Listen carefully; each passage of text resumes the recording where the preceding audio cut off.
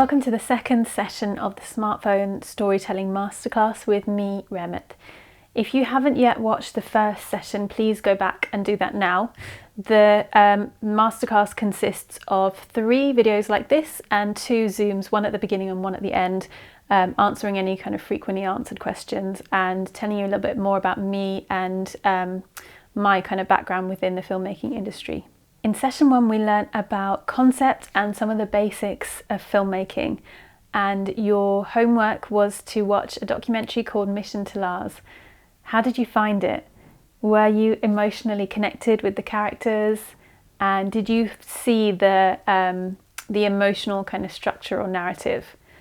What's really, really amazing for me about that film is that it's such a personal story, and that I think is what makes it so powerful. I hope it gives you some inspiration for exploring some stories near to you. And if you haven't yet come up with a concept, which is something that we explored in the first session, I would say don't stress about it. Just have a think about the people in your life that you find interesting, the things that you like doing, the places you like going, and just begin to share your ideas with people and kind of bounce ideas, see what happens, see what comes of it. And yeah, what I love about Mission to Mars is that it is such a personal story. And so hopefully that gives you some inspiration to explore your worlds and see what documentaries or what films can be made out of them. This session is a session where we will be shooting and editing our film, so I'm very excited. So we'll do a mindful check-in. I invite you to have a look at these photos and pick one which represents how you feel about beginning the more kind of practical process of making your film.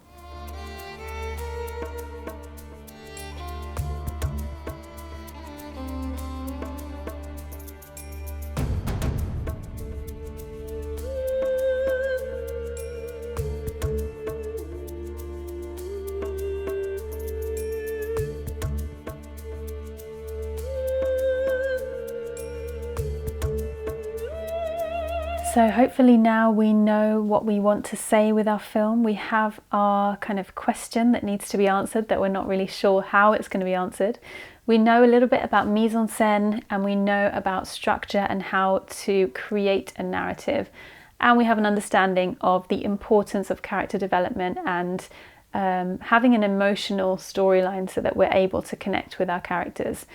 Now let's make our film.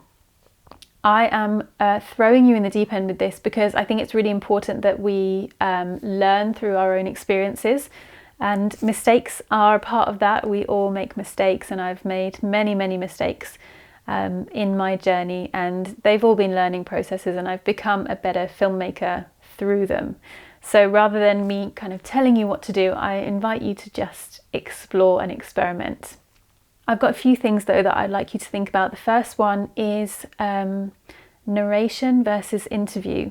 So in terms of like documentaries especially, the 2 kind of ways of storytelling are interview and narration. Interview is where you sit down with your main character and you have a conversation with them. And narration is where you have another character who is narrating, who is telling the story. Now they both are powerful in their different ways. What's really amazing about interview is that you're hearing the story from that person's mouth, from the mouth of the person who has actually been through this process or, you know, experienced this process. And for me, that's the most powerful way. So to have a narrator who is external to the story, who's trying to tell someone else's story for them, for me personally, doesn't work so well. And actually in film school, we learnt that narration was a kind of poor way of telling a story, because it essentially means that you have to fill the gaps with your narrator, and your story wasn't the way that you shot it or the way that you are telling it. It was not powerful, and you needed to add a narrator afterwards. So that's the way that I was taught. And I have, you know, I know a lot of films where the narration is actually really important and really powerful. So I can see both sides of the coin, and everything is up to you. There's no right or wrong, and all rules are made to be broken. So feel free to just see what works for you. Try it out, explore and experiment. In terms of interviews, there is a kind of technique to interviewing, and I have a few tips for you. The first one is ensuring eye line. So eye line is we have our camera and we have our interviewee, the person who's being interviewed. Our interviewer, the person who's going to interview the subject, should sit either to the left or to the right of the camera, as close as possible to the camera. And we want their eye line to be the same. So as I'm interviewing someone, I don't want to be much higher than them because they will be looking upwards in the frame and it'll just look a bit odd. And I don't want to be lower than them because they're going to be looking down and talking down to me. So we want their eye line to be roughly the same height as the subject's eye line. Another thing is, especially with documentary, it's this technique for allowing the story to come through really naturally. So the technique is ask a question, and when the subject has finished speaking, just give a little bit of silence there. So don't straight away come in and ask the next question. Just give it a moment. You might find that because it feels a little bit awkward having this kind of awkward silence, you might find that they will repeat the same thing, but they'll rephrase it. And actually maybe that reframing is a much better way of putting what they're trying to say. So just give that space, allow them to maybe say it again if they want to, and maybe they'll move on to something else, which is really important. So just give them that space, allow them to talk. Definitely don't interrupt them, and allow them to say what they want to say. But you want to be well prepared. So you want to have your interview questions ready. You want to have already spoken to this person, and you want to already have an idea of roughly what you think the storyline should be. So when you go into the interview, you've got a number of questions because you know vaguely what you want them to say and where you think the structure kind of flows. Don't be afraid to move away from your questions though. So if you hear something that is really important, or it takes it in a different direction that you would really like to explore, just go with it. And that's the kind of mindfulness of this process. So what's really important in the interview process is staying present, and we're going to do an exercise in a moment to help you with that. In terms of your camera, we're using our smartphone, so there's not a huge amount of kind of technical skill required. But what I will say is that there are a couple of things that are really important when making a film. The first one is to shoot in sequences. And what I mean by that is take something that's happening, take an action. So maybe it's someone walking from A to B, and rather than just getting one shot of that and like just kind of like panning across, I invite you to take 3 different shots of each sequence. So just that sequence of them walking from A to B, maybe you want to get a close-up, maybe you want to get a shot, from underneath as they walk above the phone. Maybe you want to get a wide shot. So think about it in terms of this 3-shot sequence, and it's kind of like a tried and tested method to get 3 shots of every sequence. And it really works well to cut everything together, and it makes the film much more interesting. So every sequence, at least 3 shots of it. The other thing is cutaways. So cutaways are essentially extra shots which can be used to put into the film. They are especially helpful for if you make a cut in the interview. So if you skip from one part of the interview to another part of the interview, you need to cover up that cut, and that's where you use a cutaway. And the cutaways have to be relevant to what the subject is saying. So if they're talking about, their trainers, then we need a shot of their trainers. We need to see their trainers. We really want to be seeing a visual of what they're talking about. So during the interview, have a think about what they're saying and what cutaways you can get after the interview, which will, add to the story and bring it to life. Planning is really, really important. As creative people, this might not come naturally to us, but it's really, really important to plan well. And, in films, we have a whole production team who do all of that. And we have a production manager, and we have someone we have a number of people actually who do that whole process for us. But as small scale filmmakers, we're going to be doing that ourselves. And I'm sharing with you a downloadable example of what we call a call sheet. A call sheet is super, super important because it has all of the important information all on one piece of paper. So it has obviously the date and time of the shoot, it's got the weather on there, it's got everyone's details who's part of the production, so that if anyone needs to contact anyone else, they can very easily do that. It's got the schedule of the day, and included in that is all of the shots that you want to get. So if you know that you need to get a shot at sunrise, that shot's got to be one of the first ones. And if you know that you need to get a shot at nighttime, it's a really good way of scheduling so that you don't miss out any shots. So have a look at the downloadable call sheet. It's really, really important. And I know it's not fun, but spending that time in the kind of the production-y side of things is actually really, really going to help you. So as I mentioned, I'm sharing with you now a very short 5-minute mindfulness exercise, which you can take with you anywhere, but I especially invite you to do this technique just before filming. So whether you have one filming day or whether you have a number of filming days, see how it feels to do this exercise beforehand. And what it's going to do is it's going to bring you into the present moment, which is going to allow you to make more creative decisions because you're not so kind of stressed and worried. And it's going to just invite you to be more present. So let's begin. So just sitting comfortably, maybe you're sitting in your car just before your shoot. Maybe you can sit on a chair or on the floor, whichever feels good for you. And if it feels okay, you can close your eyes. If that feels a bit weird, just look down towards the floor somewhere. And we're just going to bring our attention to our breath and just notice the rise and the fall of the breath.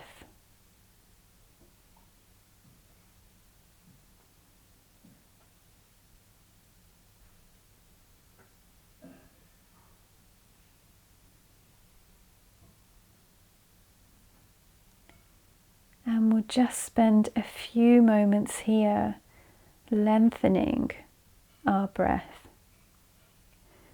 So we're going to be counting our inhale and our exhale, and we're going to lengthen the exhale slightly. So we'll start with a count of 3 for our inhale and 5 for our exhale. So just follow along with me. So when you're ready, maybe just take a nice big deep breath to start and just exhale out. And when you're ready, inhaling for 3, 2, 1, exhale for 5, 4, 3, 2, 1, good. Inhale for 3, 2, 1, exhale for 5, 4, 3, 2, 1. Inhale for 3, 2, 1. Exhale for 5, 4, 3, 2, 1. Inhale for 3, 2, 1. Exhale for 5, 4, 3, 2, 1. Inhale for 3, 2, 1.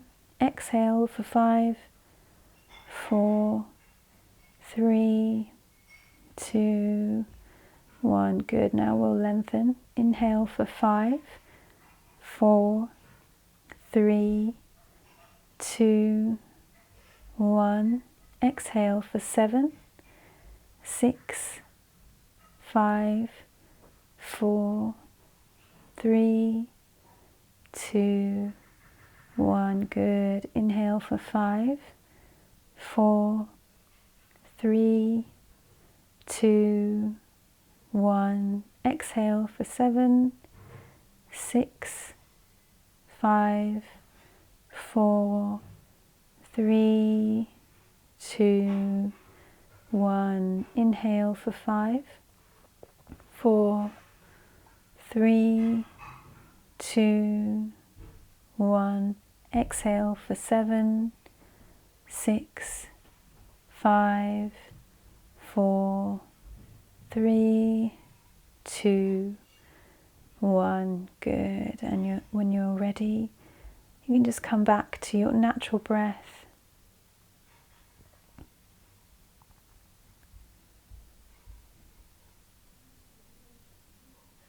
And when you feel ready, you can just gently open your eyes. So it's a very easy practice to remember, or you can just come to this video and just do that practice and just see how it feels for you. So it's time to go and make your film. Good luck, enjoy the process, and come back to this video when you're done. We're going to be exploring the editing process next. So you've done your filming. How does it feel? How was the process? Feel free to head to your printable now. And the next thing we need to do is we need to get your footage onto our computer. So there are lots of different ways to do this. You can email each kind of shot to yourself. You can use something like Dropbox or Google Drive. They're both free. And you can find more details online. So just find what works for you. If you need help, you can ask someone in the Facebook group. I'm sure one of us or one of your peers will respond. Once everything's uploaded, we want to keep all of our files in a good structure. So use a structure which works for you. You can either put your footage into days or into kind of like topics, or however works for you. Just make sure that you know where each shot is. Maybe you want to create a folder for sequences and a folder for interviews, or whatever you want to do. Just make sure it works for you. You don't want to be scrabbling around and trying to find footage. The next thing we want to do is not the most riveting process, but it's something that we have to do. It's called transcribing. So we need to have a transcription of everything that is said in the film.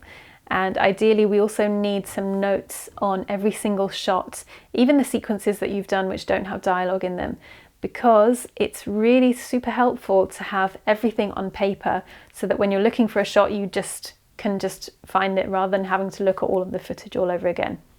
So in terms of dialogue, so things like interviews, there is a load of software which can do it for free. One of those pieces of software is called Otter AI.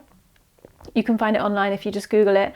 And that is, I think there are 3, you get to do it 3 times a month for free, like 3 different audio files. So give that a try, and it's a really, really easy way of doing that. Otherwise, just do it by hand. We've all been there, we've all done it. So it's just something that you've got to do. And then in terms of the other shots which don't have dialogue, you just want to be making notes, whether it was a good shot, whether it was not, whether it was your favourite, that kind of thing. Whether there was sound interference, any kind of notes which will be helpful to you in the edit. And I will share with you a template for transcribing as well. The other important thing is that the transcription has to have time codes, especially with things like interviews. You want to know exactly where someone says a certain line. So if you've got the time code for when they say that line, then you can just skip straight to that point. And Otter AI does do that by itself. So that's a really, really important part of the transcription. So we're moving on to the paper cut now. And this is a kind of more traditional way of structuring a film, but I actually really like it. I think it's a process which really works for me and a lot of other creatives. And the aim is to find a structure that works for your film. And the way that we do it is we literally, so back in the day, we would print out all of our transcriptions and we would literally physically cut out each section and rearrange them to create the structure that we wanted. Nowadays, you can kind of just do that in Word with just moving things around in your Word document. Or you can print it out. I still find that works really well for me sometimes. So just find a way that works for you And you want to be thinking about your narrative arc and how you can create that connection with your characters. So just finding ways to use the structure to create that. And the structure that we learned in session 1, the kind of standard narrative structure with the 3 acts, is not necessarily something that you have to use, but it is a really good starting point. So if you wanted to use that, you can. Also think about the visual sequences you shot as well, and maybe the cutaways, and think about where those are going to go, and the best places to put those in order to tell the story in the most powerful way. So I'm using some old footage, which is footage that I shot in India a number of years ago, and I have translated as well as transcribed at the same time, because this footage is not in English, so my transcription is also a translation. So this is my transcription. As you can see, I've done it in a very basic way. I haven't used my normal kind of template, but that's all good because it does the job. And here is where I've started to put together a script. So I'm starting to rearrange all of these kind of sections in order to put together a story which is going to follow a kind of narrative arc. So that's what I'm doing. You can see the time codes here are obviously not linear anymore, so we're going from 17 minutes to 6 minutes and 8 minutes, and so that's how it's going to work. We're going to be moving back and forth through the interview footage, and then I'm also going to put together some cutaways and some sequences around the kind of storyline. So the storyline is the most important thing, and then we kind of make it pretty after that. So once you've got your structure at least roughly down, we're going to move into our editing software. And another thing about the paper cut is that it means that you're not in your editing software going a bit bonkers trying to rearrange everything, because it can be a bit complex with the software, especially if you're not used to it. So I'm going to be using a software called Adobe Premiere Pro. It is a subscription-based software, so you have to pay for it every month.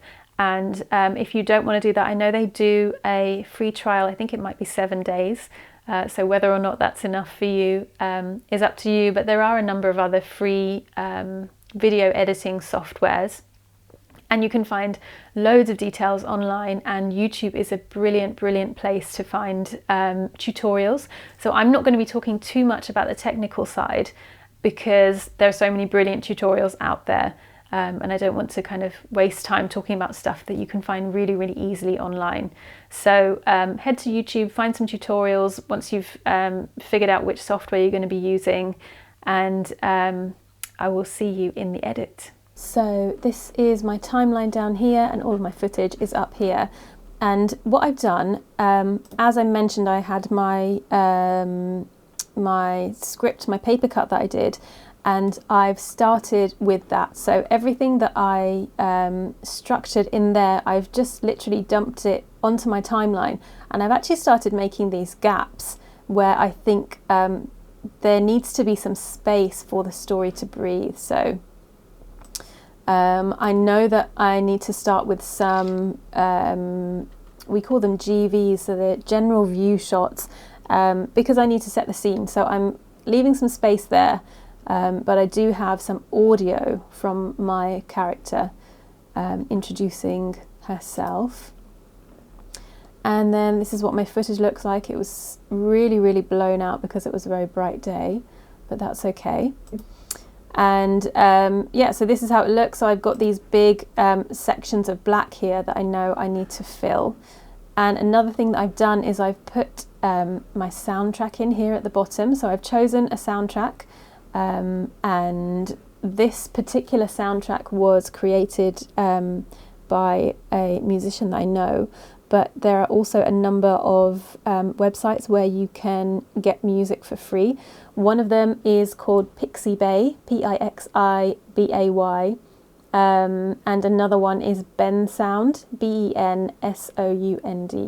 So check those out. There are a number of free tracks, so you can just use some free tracks online. And I think the most important thing is to make sure that they are kind of working with the mood that you want to create.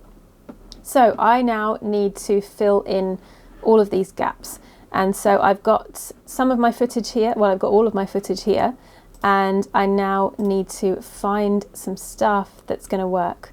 So let's find, I need a, an introduction. I need a sequence for an introduction. So I'm just having a look. Maybe these morning farm GVs might work really well. And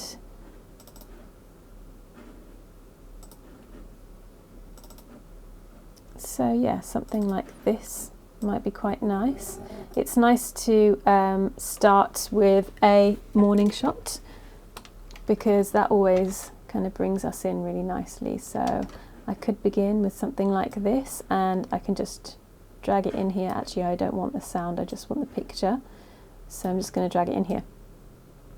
So that could be my first shot, or actually maybe it could be this lovely close-up of the grass. So I can just create in and out points using I and O and just drag them in. So in this way, what I'm going to do is I'm going to make my film look pretty now, basically. So I know that my storyline is following a narrative arc. Now I need to make it look good. So I've now spent some time putting in all of these nice shots, and we should be good now. There's a few bits where I wanted to really keep the lady in, talking about what she's talking about, because I wanted to keep her in frame and see the expression on her face. So I've just got a few more things to do, but I'm almost there now. And that process has taken me a good couple of hours, and I'm going to continue to kind of tweak it, but I just want to show you this first shot because I think it's a really nice kind of way into the story. So it fades in from black and we're kind of moving up, and it's like kind of setting the scene in a really nice creative way, because it's not the kind of standard shot. It's sort of like a reveal. So yeah, I really like that first shot, and then we see our main character. So this is what I've done, and like I mentioned, the soundtrack is there, and what I need to do now is fill in. I've got a couple of gaps. There's a gap here which is still black, and one here as well. So I've got a few gaps to fill, and then I also need to do a color grade. This is completely not essential at all. It's just one of those kind of finishing touches. And again, watch some YouTube tutorials. I just grade inside of Premiere Pro. I don't use any external software. You can see I've already graded this shot, and I just use the Lumetri color within this software. So that's what I do. I can just show you what I've done. So this is the original shot, and this is what I've done. So I don't do a huge amount. It's just more for creating a mood and actually making the colours just pop a little bit. So you'll see I've made the temperature a bit warmer, and I've brought up the exposure a little bit. I've added a bit of contrast, and I've brought the shadows up quite a lot. And the saturation has been brought up quite a lot because I shot in a very kind of flat picture profile. So feel free to experiment with this. What I really like is there are these LUTs. LUT stands for lookup table, and you can find out more if you have a look at some tutorials online. But have a play with those and see what you think of them. And I'm going to continue working on this, and then I will show you my finished product in a moment.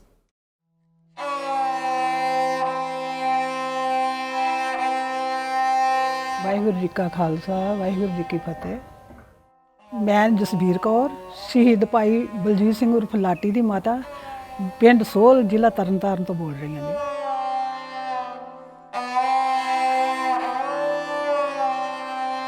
ਜੀ 84 ਤੋਂ ਬਾਅਦ ਜੀ ਸਾਡੀ ਜ਼ਿੰਦਗੀ ਵਿੱਚ ਬਹੁਤ ਮਾੜਾ ਪਰਿਵਰਤਨ ਆਇਆ ਹੈ। ਉਦੋਂ ਜੀ ਜਿਹੜੇ ਅੰਮ੍ਰਿਤਧਾਰੀ ਸੀ ਨੇ ਬੱਚੇ, ਉਹਨਾਂ ਨੂੰ ਸਭ ਨੂੰ ਪੁਲਿਸ ਵਾਲੇ ਚੁੱਕ ਕੇ ਲਈ ਜਾਂਦੇ ਸੀ ਵੀ ਇਹ ਅੱਤਵਾਦ ਵਿੱਚ ਸੰਬੰਧਿਤ ਹੈ।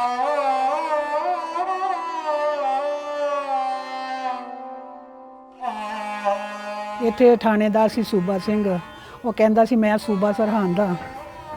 ਉਹਨੇ ਕਿਸੇ ਨੂੰ ਬਖਸ਼ਿਆ ਨਹੀਂ। ਸ਼ਾਮ ਦੇ ਟਾਈਮ 6 ਵਜੇ ਜਿਹੜਾ ਕੋਈ ਬੱਸ ਤੇ ਆਉਂਦਾ ਸੀ ਜਵਾਨ ਮੁੰਡਾ, ਉਸੇ ਨੂੰ ਉਤਾਰ ਕੇ ਅੰਦਰ ਸੁੱਟ ਲੈਂਦਾ ਸੀ।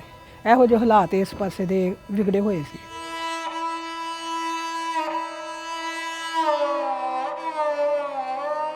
ਮੈਂ ਅਮਰਤਾਰੀ ਦੀ ਮਾਤਾ ਹਾਂ।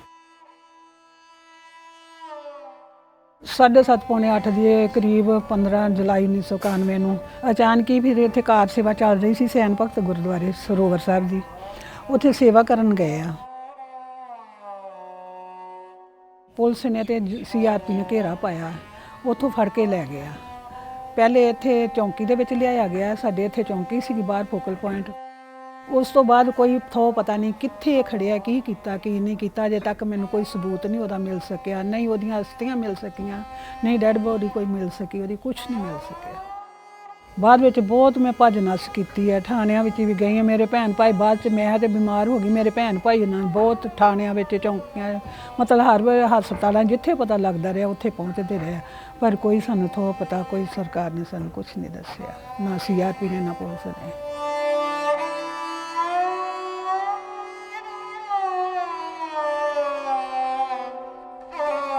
ਸਾਡੇ ਸਰਦਾਰ ਸਾਹਿਬ ਆ, ਉਹਨਾਂ ਦੇ ਚੂਲੇ ਟੁੱਟੇ ਨੂੰ ਕੋਈ ਮਤਲਬ 11-12 ਸਾਲ ਹੋ ਗਏ ਨੇ, ਮੰਜੇ ਤੇ ਬੈਠੇ ਹੋਏ, ਕੋਈ ਕਮਾਈ ਨਹੀਂ। ਪਿਛਲੀ ਜੂਨ ਦੇ ਵਿੱਚ ਇਹਨਾਂ ਦਾ ਆਪਰੇਸ਼ਨ ਹੋਇਆ ਸੀਗਾ, ਪ੍ਰਕਾਸ਼ ਹਸਪੀਟਲ ਦੇ ਵਿੱਚ ਹੋਇਆ ਸੀਗਾ। ਤਾਂ ਫਿਰ ਇਹਨਾਂ ਨੂੰ ਅਸੀਂ ਮਤਲਬ ਫੋਨ ਕੀਤਾ ਸੀਗਾ ਤੇ ਇਹਨਾਂ ਨੇ 35,000 ਰੁਪਇਆ ਕਹਿੰਦੇ ਸੀ ਉਵੇਂ ਨਹੀਂ ਦੇਣਾ, ਡਾਕਟਰ ਦੇ ਅਕਾਊਂਟ 'ਚ ਭੇਜਾਂਗੇ।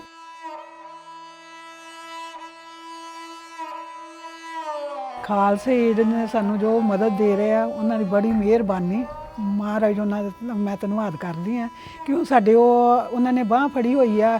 ਹੁਣ ਉਹਨਾਂ ਦੀ ਮਦਦ ਨਾਲ ਚਲੋ ਅਸੀਂ ਖੁਸ਼ ਹਾਂ, ਰੋਟੀ ਖਾ ਰਹੇ ਹਾਂ ਆਪਣੇ ਘਰ। ਬੇਟਾ ਤਾਂ ਨਹੀਂ ਮਿਲ ਸਕਦਾ, ਚਲੋ ਇਹ ਬੇਟੇ ਬਣੇ ਆ ਸਾਡੇ, ਰੋਟੀ ਦੇ ਸਕਦੇ ਆ।